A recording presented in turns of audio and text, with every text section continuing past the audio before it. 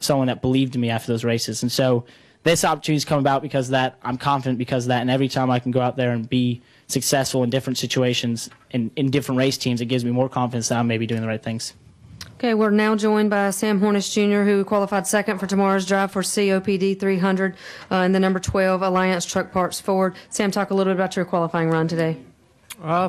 Everything went almost as well as expected or planned, but car's been great. Guys at Penske Racing have done a really good job over the off season of building us all new race cars, and as soon as we put it on the chassis dyno for the first time and took it to the wind tunnel, we knew that we had a better piece than what we raced with last year. So just really excited about getting this year going. A lot of new changes on the Alliance Truck Parts number 12 team, new crew chief, new car chief, spotter, just about everybody, pit crew, and things that were changed by either people getting promoted up to the Cup Series at our program or some changes that need to be made. So all in all, I'm real happy about our opportunities for this year. And just biggest thing for me is we've had 3 months to think about it and to try to take care of any of the problems that might arise and figure out how to make ourselves better. And now it's time to make it happen.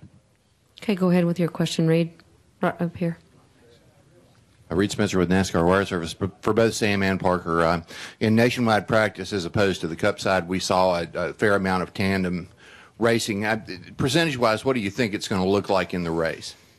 You want to take this? You're going to see packs of tandem racing.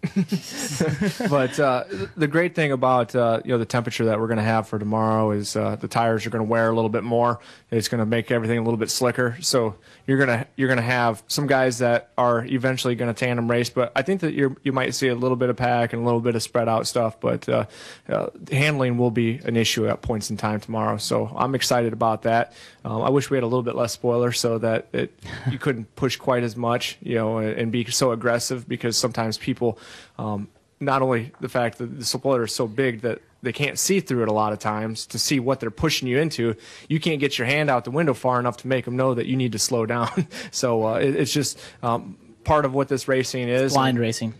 If you win, you love it, and if you don't, you hate it. So it just depends. I'd agree with that. I mean, historically, I'm a huge believer in watching race tapes and looking at historics and such like that.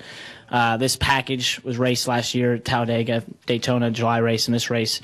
And you saw, depending on the temperature, that's what dictated the racing. So as he said, it's going to be a lot harder tomorrow. It's supposed to be almost 90 degrees. It's going to be sunny. It's going to be hot and slick. That's going to add handling as an element.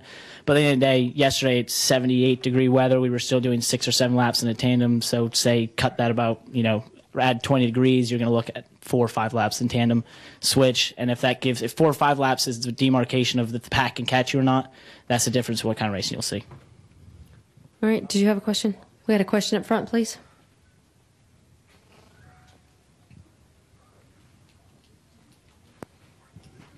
Tom Bowles, front stretch and Athlon. For Parker, I know you've been running trucks the last couple of years and haven't run the nationwide race here in a little while. How different is it to go from trucks to nationwide here, and how hard has it been to adjust restrictor plate side? And then a quick question for both of you with the tandem racing. Since you know it going in, I know, Sam, you got a teammate and you got your car owner in the race, but will you talk to guys before the race? How will that work? Will you identify people in practice that you want to work with, or is it more of a race thing for you? 40, 50 laps in, figuring out who you want to draft with when it counts?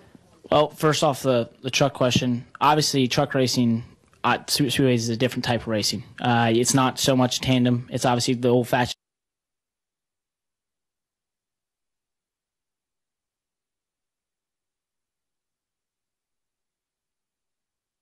pack style with occasional tandem racing, as you saw maybe at Talladega, but Daytona is a lot tougher to do because one of the biggest misconceptions between Daytona and Talladega is that they're the same. Well, Daytona's missing a whole nother groove because if it's that, or I've never found it. You can go 4 wide at Talladega, but you can't do it here. I don't know if Sam's done it, but it usually ends badly. So that's a different thing. Also, the truck race, you usually get a lot more rookies. I think you look at the truck race as being a lot of times almost like the ARC race and being inexperienced. And so if you're an experienced driver in that situation, you're putting yourself in the position of saying, okay, who can I not trust? Who can I trust? And you're constantly evaluating that throughout the race and throughout even all the practices and everything, because you've got to, as quickly as you can, learn who's out there that you can and cannot trust. Whereas nationwide, if you're at this level, normally, at least in the top 20, top 25 cars, you're going to see guys that deserve to be there, guys that have, paid their dues, that have come through the ranks, have had enough experience that you can trust them, and normally you can, almost go with anyone.